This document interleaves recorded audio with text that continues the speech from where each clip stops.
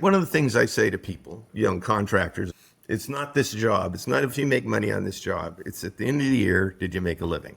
And in the process of doing that, you've treated people well. You're building something. I mean, I haven't marketed at all. I've Yeah. done zero marketing since the 80s. What's up, guys? Welcome to the Court Pro podcast, where we encourage and equip you with everything you need to start and grow a thriving court business to fuel your family's vision. Every episode, you'll hear interviews, trainings, and conversations revolving around the hard and soft skills of athletic court construction and surfacing, plus some bonus tips on how to grow as a father as you run your business. My name's Joe, and I'm a husband and father of 4 kids. I was able to bring in $300,000 of revenue in year 1 of my surfacing business and over $1 million in year 2. This business has blessed my family tremendously, and I'm super excited to help you guys, other hardworking dads, create a true economic engine for your own family. If you'd like to learn more about what entering into a season of court business coaching might look like for you, visit courtprocoaching.com to see more details about our exclusive content and community of fellow court installers across the country. Let's jump into today's episode.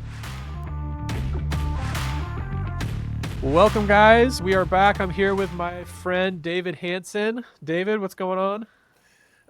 Beautiful morning in California.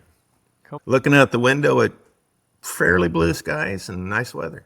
Almost good enough to paint courts. I'm going to try to sneak one in next week. We have 2 warm days, and then we're back to not too good. We have the classic fake spring Yeah. here in Cincinnati. So we snuck one in last week, but yeah, we're kind of shutting it down for another 10 days or so. Well, cool, David. Well, I'm super excited to have you on today because I know, and maybe you can remind me how we initially got connected. Do you remember? I can't remember. I'm sure it's Facebook. I started doing courts in 2020. Yeah. It was a COVID thing. And I didn't have anyone to learn from. So I was looking for everything and saw you post somewhere, somehow, something. And I said, I'm going to contact this guy. I love it. I'm glad you did because it's been fun kind of connecting every few months with you. Awesome. Yeah. Okay. So you started in 2020.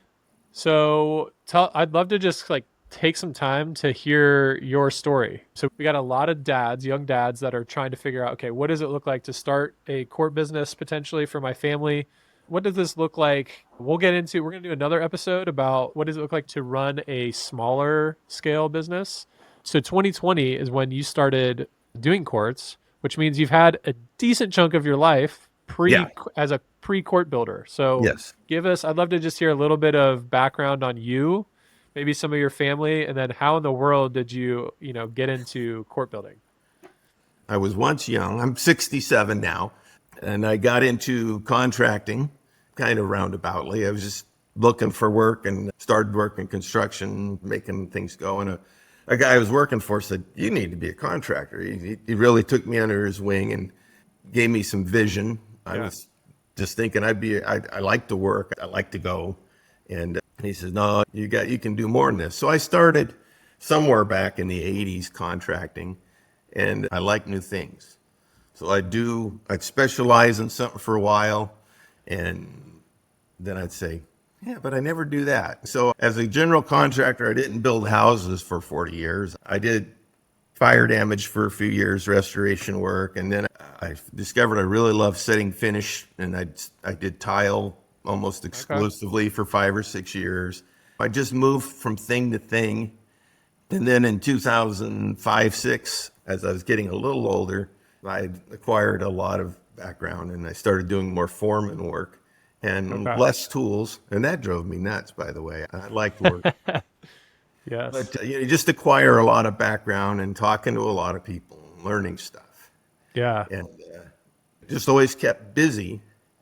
But, so it sounds like every handful of years you kind of shifted focus just a little bit. Yeah. That's great. I was never diagnosed ADHD. But little business ADHD. Yeah, a little business ADHD. Yeah, I like new challenges. Sure. I see something and I want to do it. So come COVID came up, and one of the things I had given up as a young guy when we had kids, because I was working a lot, creating different things, is I quit playing sports. But Okay. my oldest, when he got into his 30s, he calls me one day and he says, "Hey, Dad, we need an extra on our softball team." So I started playing softball again, and Nice. the kids were grown and there was time, and I found I really loved that. And so I was out there doing that, and then COVID comes along and stops softball. Shuts down the renewed sports career. Yeah, it killed me. And one of the guys I had managed a softball team with said, we should play pickleball. And I said, I've heard of that. And he's actually at my house when he brings it up. I have a court. It was set up. It was on the house when I bought it.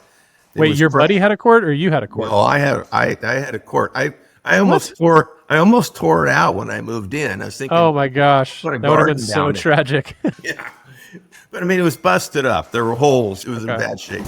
And it was actually set up for it was a youth tennis court, A little bigger than a pickleball court a then? little bigger than a tennis pickleball court. And Yeah. then it had 7-foot poles so you could set them up for volleyball. Oh, nice. It's Cool. a great pad. So I tore it out, fixed the concrete, and Because you know how I to do it. can. I know what I'm, Yeah. I know how to do it. I fixed concrete before. Then I said, well, I got to figure out how to paint a court. So my first pickleball court build was at my house. Wow. I had probably been playing pickleball 3 weeks when I started the Oh my project. gosh. I just- All in. Oh, No I'm- one goes all in that fast. That was pretty That's impressive. you're talking to that guy. Yeah. And so I, just started learning. And you call for product. No one wants to sell me anything because I don't know anything.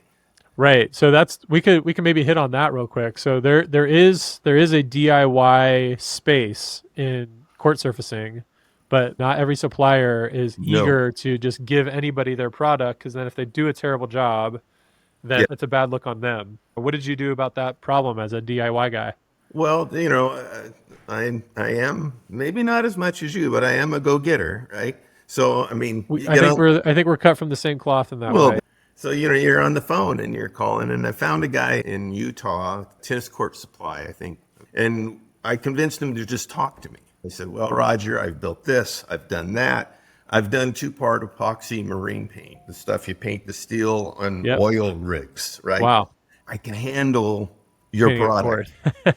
And Yeah. so I talked him into it, and he sold me the pre-mixed buckets, which is, Okay. all you add 2 gallons of water to a 5-gallon bucket. Yeah.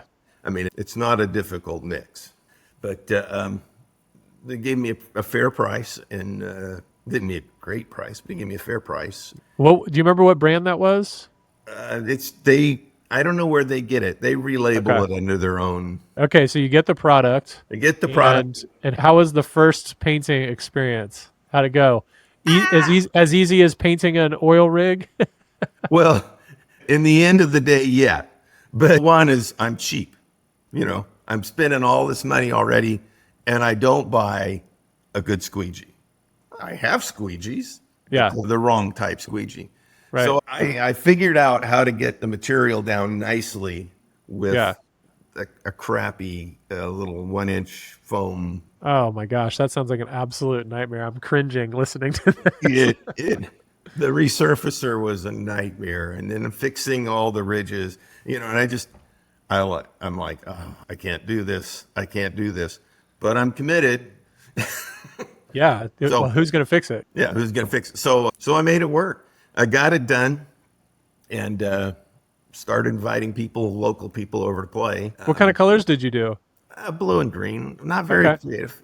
Yeah. The standard stuff that people.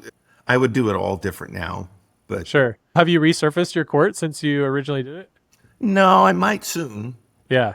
I'm in the mood to, but I haven't had time. Fair So, enough. Yeah. Okay. So you start having people over. Yes, they're having people over, and so then, can you do my driveway? Yeah. And now there's new questions because you use a different product. Yeah. So now I'm learning more, chasing more information, and I get that done. Came out beautiful. And I don't know, that first 2020, I probably did a half dozen courts. And then the local club said, well, we got a park downtown, 4 tennis courts, unusable, asphalt cracked, lifted, offset, just a nightmare. Yeah. Yeah. And by now I'm working with Sportmaster. Okay. They opened up. I think they were open when I started, but they were just getting open. They were perfectly willing to start working with And me. they're probably And the most DIY friendly. the most DIY, Yeah. definitely. Yeah. And I got to know their Western regional guy on the phone, Brian Raleigh, great guy, been Yeah. very helpful to me.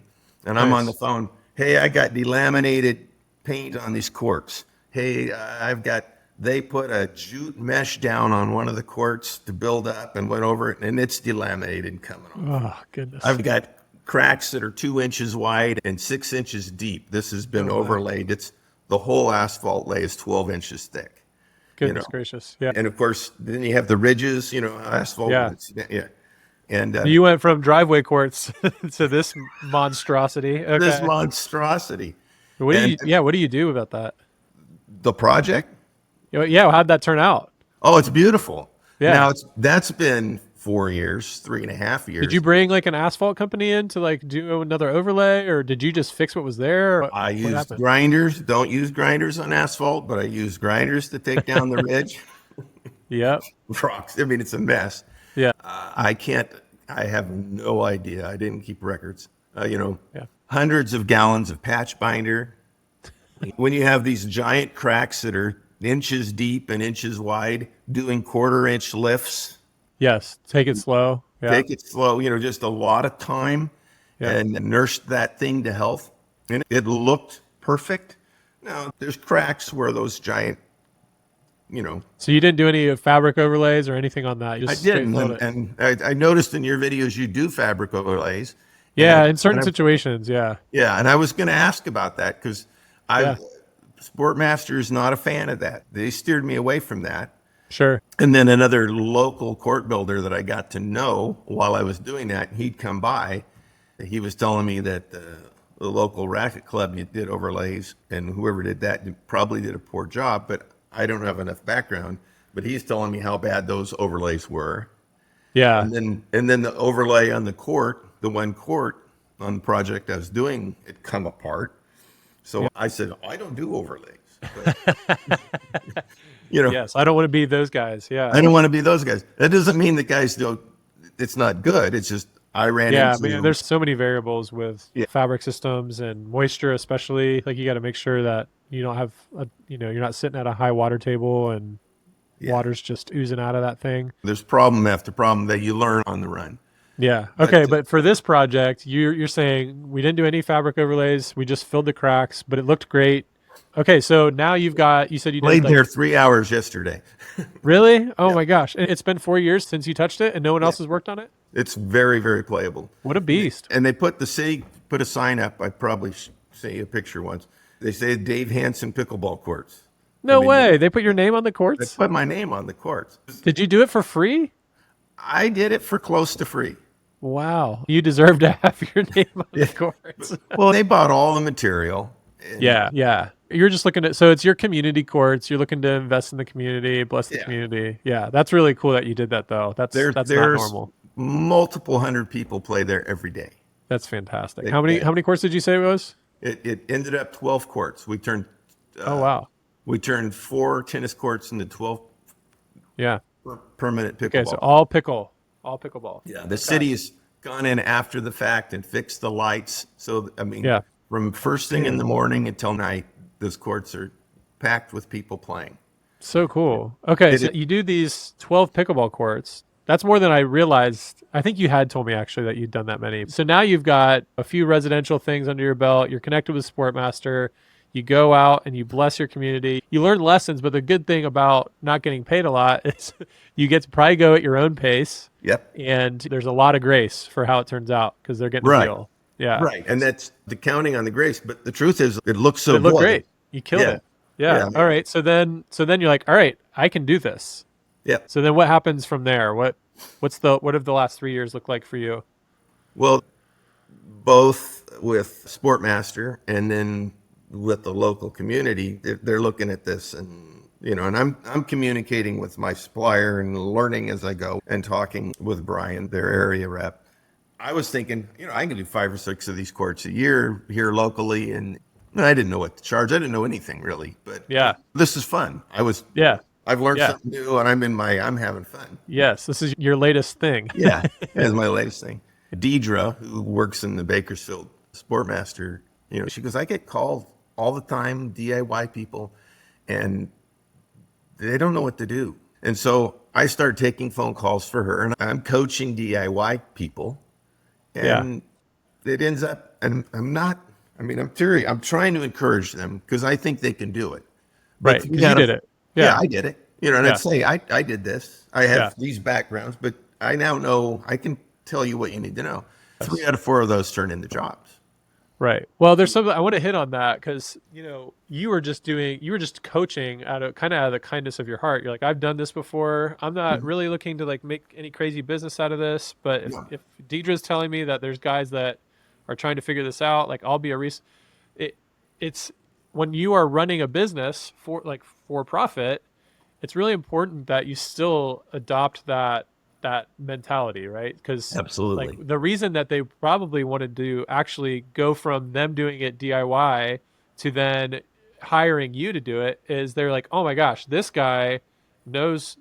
I think I might, after listening to this guy, I'm in over my head, and this guy Yeah. seems to actually care about me. He's not actually selling me on him Yeah. doing the job, but Yeah. man, I like him so much that I'm willing to. I see the gap in my ability, and I see that this guy cares for me. So it seems like a no brainer. So for you guys that are just getting started, like if you can start with that mentality, like David's done, like that's amazing, David. Okay, cool. So you start landing these jobs. They start coming in. And I do So them cool. cheap. I do the first, I don't know. I don't know how many I did, way too cheap.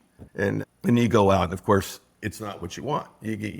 Every job has its own nuance. You're still Yes. learning, and you go, oh, I just drove 2 hours, 4 days in a row, and made, Oof. you Yeah. know, $1,000. It's like, Yeah. yeah, that doesn't work. So my pricing was evolving Yep. as I was like, oh, well, got to learn this, got to learn that, got to do this, got to cover that. Yep. And but it was really fun. I mean, within 6 months, you know, well, actually, a lot of it started local. One guy did his own court. He filled his expansion joints with Sikaflex. He was a general contractor. You fill expansion joints with Sikaflex, but acrylic paint doesn't bond to Sikaflex. Then yeah. I'm out there at his house, and then once again, just to be decent to the guy. I mean, I just drove out there. We talked, and I helped him clean it up, and you know, but he gives, I charge him nothing. He's referred to me half a dozen jobs. Right. Which is that's another point to hit for our guys. It's like, man, if you take care of people, then It it may, always comes back. when you're starting out, especially if you don't have if you're transitioning from another job, let's say, you feel the pressure to make money. Right. And part of this, especially at the residential customer level, is, really try to resist that in your first few jobs and just serve people. And, referrals will come your way increasingly. Yeah. That seems so organic how you got started. It, This is really it cool. I feel like my whole life is, well, we've talked about faith issues, and I just feel like my life has always been led. Yeah. So good. One of the things I say to people, young contractors and stuff, is it's not this job. It's not if you make money on this job. It's at the end of the year, did you make a living? Mm. You got to get, if you're looking week to week, which of course the bill payers are looking week to week. I mean, bill It's true. collectors, they Yes. want their money now. But at Yes. the end of the year, you've made a living, and in the process of doing that, you've treated people well. You're building something. I mean, it just, I haven't marketed at all. I've Yeah. done zero marketing since the 80s. Yeah. Everything you do for people, it just all comes back. I mean, I've had calls. We want to build an ADU. Okay. Well, how'd you get my name? Well, 25 years ago, you fixed this plumbing and didn't charge my sister. You came out and go out to do a bid, and you see something, you go, oh, you just, Yeah. I'll just, Yeah. this Take me was 5 nothing. minutes. Yeah. Yeah. I'm out of here. I mean, I've seriously had those calls and those That's conversations. incredible. Yeah. So, I mean, I'm a real believer that you give and it all comes back. That's been true for me. And that, whenever you try to force things to happen, that's when everything seems to get a little heavier. I've Yeah. definitely had moments like that in my business where it's like, I'm going to push, I feel maybe greed kind of popping up in my heart or my mind, and try to stifle that and serve people. That's what business is, right? Is Yeah. providing value, do it with integrity, and things seem to flow a lot better when we have Yeah. that approach.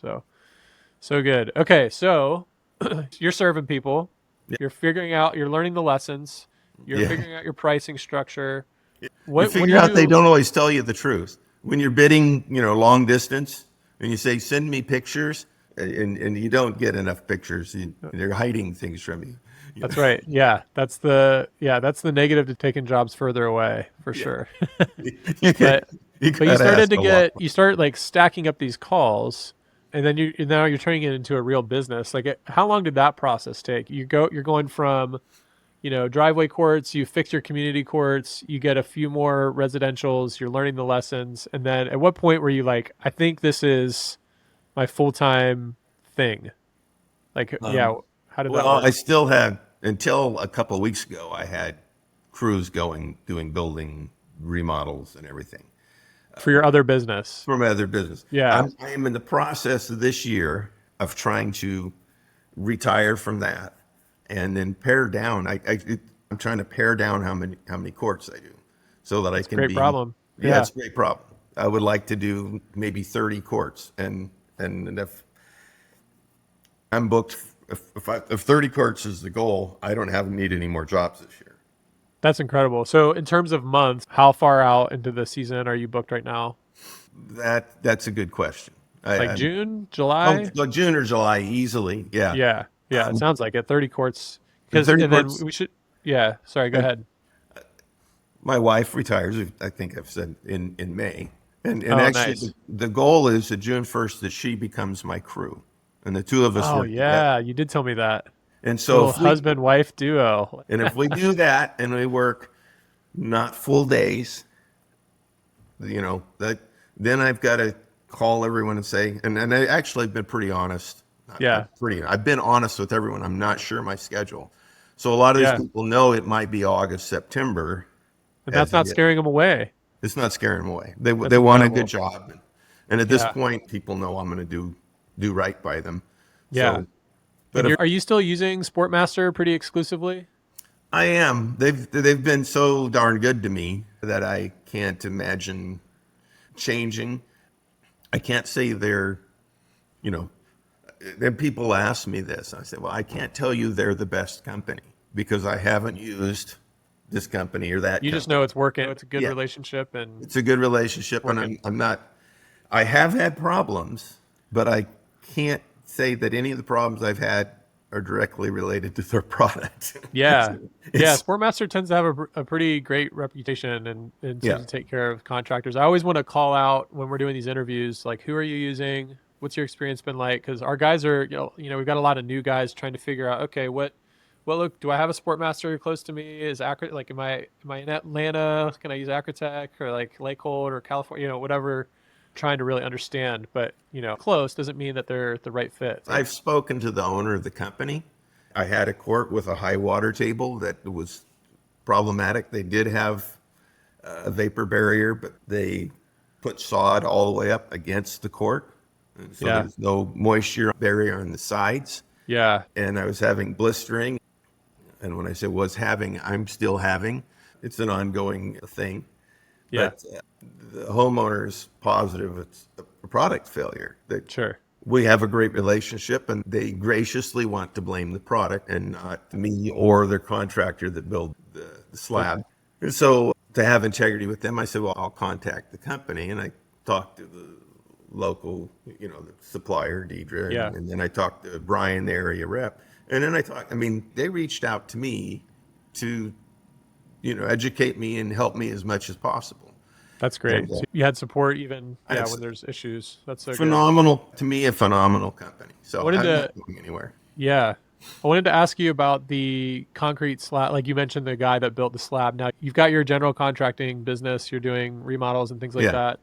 Are you subbing out the concrete guy a lot of the time, or are you showing up to an existing slab? I think I'm 90% showing up to an existing slab. I'm probably 5% subbing out the concrete.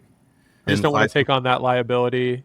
It's the distance. If a job Okay. is 2 hours or more away, I help them find somebody if they can't. When you find your concrete guy, have them call me and I'll talk them through. But if it's within 2 hours, actually an hour or two, I have a guy that will travel and do that without adding extra cost. Guy I've worked with for a long time. And if it's within an hour, I have my guys do it. What percentage of your jobs, David, would you say are within an hour? Because you're doing mostly residential, right? Yeah. This year only residential. I did California have the Department of Labor Relations number and prevailing wage and all the paperwork. And I've done it, but I'm not doing that anymore. Yeah, so that's a whole nother ball game. A whole nother ballgame. So I'm Cool. staying, well, country clubs don't require that. So I have like a more country club private. about an hour away Yeah. that Okay. I'll probably do their courts. That'll throw a loophole in my plan because that's Yeah. 4 or 5 tennis courts and 8 or 10 pickleball courts. And that's not on my 30 count. Sure. Right. So- Yeah, that makes sense. All right, last question. Yeah. As guys are considering, they're listening to this podcast or listening to this course video, it's like they're thinking, is this the business for me? What now you're pairing this with you said you just are kind of wrapping up your remodeling business. You're trying to bring that to a close. Yeah. How would you advise somebody looking at this as a viable business option for their family in terms of the kind of money you can make, in the terms of lifestyle? Yeah, what would you say to somebody that's considering starting this as especially their main business? Yeah. If I was in Southern California, if I was in a big community, a big area, And remind everybody of what part of California you're I'm in. in the Central Valley. Okay. My city has a couple thousand people in it. Yeah. I'm 5 minutes from Modesto, which has whatever, a couple 100,000. Yeah. I have to travel to do courts. Okay. I mean, I have to travel to do courts. Yeah. If I was in a more populated area, I would tell people to jump on this. There's so much work. The work is so good. It's hard work. Anyone that says it's not hard work is not paying attention. You got to run. But it's phenomenally easy while being hard. You're going to work hard, but man, we're making art. We're making something super fun for people. Yeah. And that's what I tell people. It's Christmas morning every time I'm done a job. I love people it. come out and there's of course they're usually watching, but when the lines go on and their eyes are big and they're, oh, wow. And Yes. I mean, they literally can't wait to pay you. Oftentimes people can you stay tomorrow and play, Yes. And I've done that. I've stayed an extra day. That's the best. I'll like teach. There's been a couple of times where we've done a court, and I'll actually come back a couple weeks later and teach them. I'll throw that into the deal. Like, we'll play a few games, and I'll give you guys some pointers. I did a basketball court in St. Helena, wine country, beautiful, beautiful place. They actually weren't redoing the court for play. They were redoing the court to be a dance floor for their son's wedding. Oh, wow. Okay. And that was a job the last summer, and my wife went with me and helped me. And so the two of us were working, and the two people there, we had dinner with them while we were doing the court. They made us marvelous dinner. We had their wine from their winery. That's awesome. They sent me home with a check and a few bottles of their wine.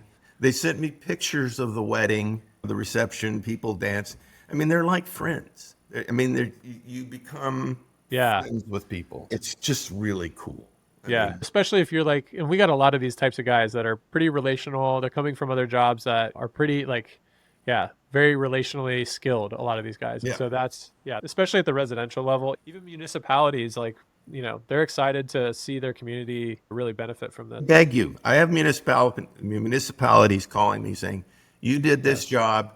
We want your work. I guess some of the guys that do production like that don't do great work. They're like, please bid. That's a nightmare. I don't want to do the paperwork. I don't want to, Yeah. Come on. You figured out, and you're going to continue to figure it out with your wife, and we're going to do a separate conversation, separate video on what it looks like to run a smaller crew and still profit well. So, but that's for another video. So thanks so much for sharing your story, David. So encouraged. And I love how organic this happened for you and your family. So thanks for sharing your story. You bet.